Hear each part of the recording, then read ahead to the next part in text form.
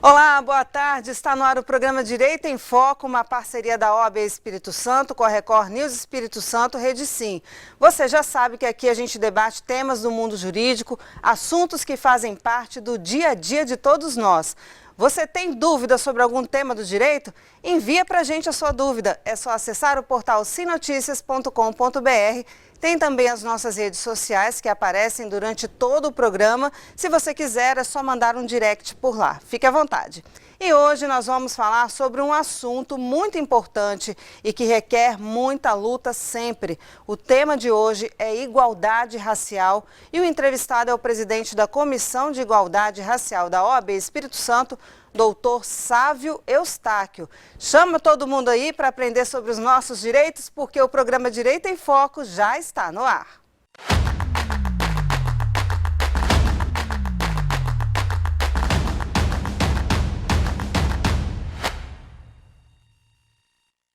Lembrando que estamos respeitando os protocolos de segurança por conta do coronavírus. Estávamos usando máscara até agora há pouco. Só tiramos agora, né, doutor, para gravar essa entrevista, ainda assim na distância aqui de segurança. Não é mesmo? Temos que nos prevenir ainda, conforme né? o protocolo determina. Isso aí. Boa tarde, doutor Sávio. Seja bem-vindo aqui ao programa Direito em Foco. Boa tarde, Marcelo. Muito obrigado pela oportunidade e pelo espaço. Primeiro vamos falar da comissão. Como é que é a comissão? Tem muito tempo? Quantos advogados inscritos? Então, a comissão ela foi criada em 2012. Ela vai fazer 9 anos agora em setembro. E com o primeiro presidente, se não me engano, foi o Dr. José Roberto Andrade. E hoje nós contamos com 24 membros, contando a presidente, o presidente não sou eu, né, a vice-presidente e os membros e os secretários. São 24 pessoas. E por que criar uma comissão com esse tema?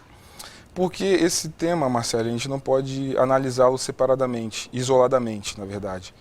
A gente tem que entender que o racismo, que as relações, todas as relações, tanto as de amizade, as relações de trabalho, relações de poder, ela tem o envolto do racismo, entendeu? Porque são questões historicamente trazidas para a gente.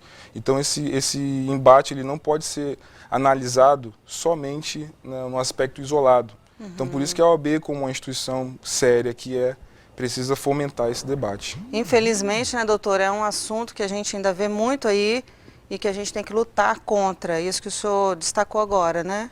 Sim, infelizmente existe isso, mas felizmente a gente tem que trazer à tona esse debate, entendeu? E ele vindo da OAB, ele ganha uma representatividade maior, imagino. Porque os casos que são hoje denunciados de racismo, que não eram denunciados outrora, é justamente por as pessoas negras que chegavam ao poder, entendeu? Então eles costumavam chegar ao poder e tornar-se branco, que na verdade, lógico, tornar branco não tem como, conta mas é o aspecto da branquitude que eu quero dizer. Sim. Que na verdade é uma questão comportamental. Então se o negro ascende, ele tende a excluir, extirpar ao redor dele tudo que é relacionado ao negro, porque a questão do conceito de racismo vem justamente disso, de ser uma classe superior por conta do tom da pele, inferiorizar ou ser superior a um outro por conta de outro tom da pele.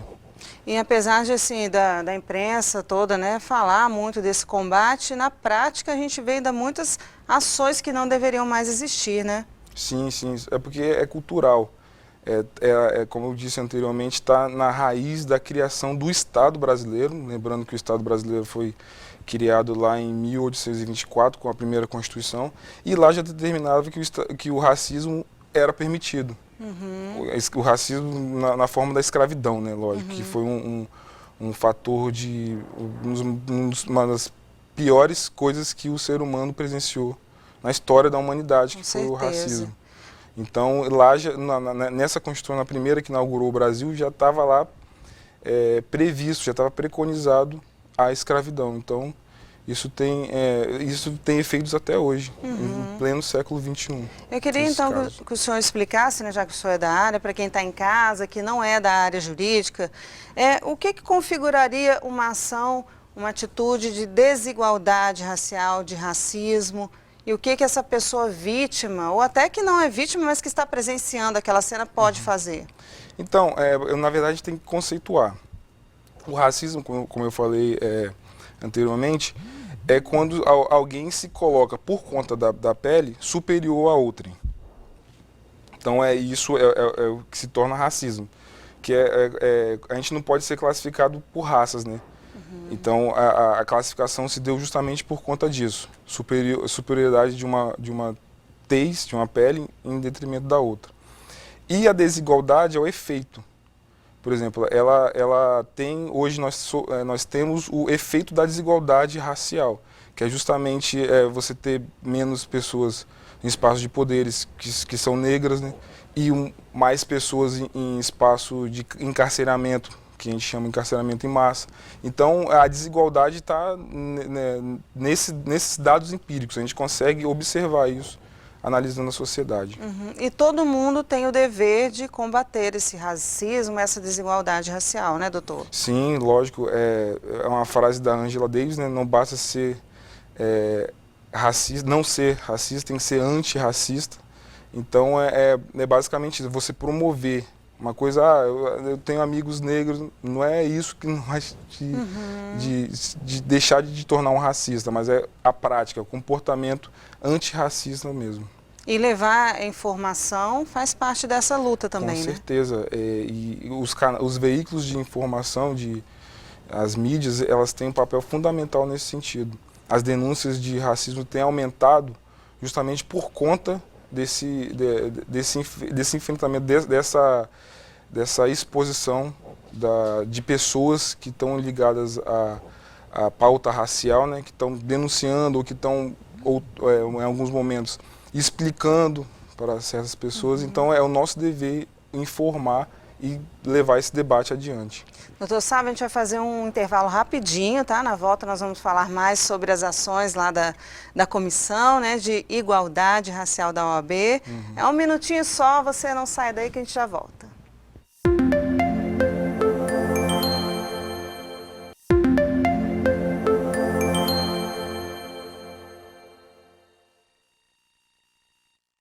Estamos de volta com o programa Direito em Foco. O nosso entrevistado hoje é o doutor Sávio Faustino, presidente da Comissão de Igualdade Racial da OAB do Espírito Santo. No bloco anterior, nós falávamos sobre igualdade racial, porque ainda é preciso falar muito sobre esse tema, essa luta, né, doutor? Sim. Que ainda é uma luta, assim, robusta, né? Constante. Constante. A gente não vai parar de falar isso tão cedo. Não vai parar tão cedo. E agora eu queria que o senhor falasse para a gente, então, sobre as ações desenvolvidas pela comissão. Então, a comissão, quando eu peguei o encargo de ser o presidente Rizk, a quem eu agradeço agora publicamente o convite, quando ele me convidou para ser o presidente, eu já comecei a elaborar na primeira semana algumas questões que eu acho interessante, que a OAB deve debater. E eu até, quando montei a comissão, peguei muitos membros da gestão passada, da doutora Tainá. A gente fez uma transição legal ali.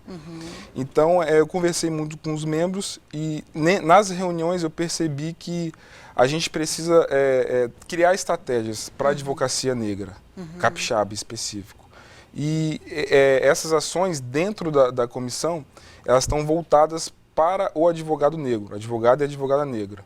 Entendeu? Para a gente começar a criar coisas positivas dentro para os advogados, como palestras, seminários, oficinas, cursos de oratória em si, porque a oratória do advogado não branco para o advogado negro é diferente. A gente, às vezes, tem a impressão que nós não pertencemos a certos ambientes, apesar de termos a certeza que pertencemos, mas isso é muito difícil, mexe com a nossa autoestima. Com certeza, entendeu? Claro. Então, quando a gente começar a modificar, criar essas estratégias, a gente vai ocupar um outro espaço. Então, as ações da comissão dentro da OAB estão voltadas basicamente nesse aspecto.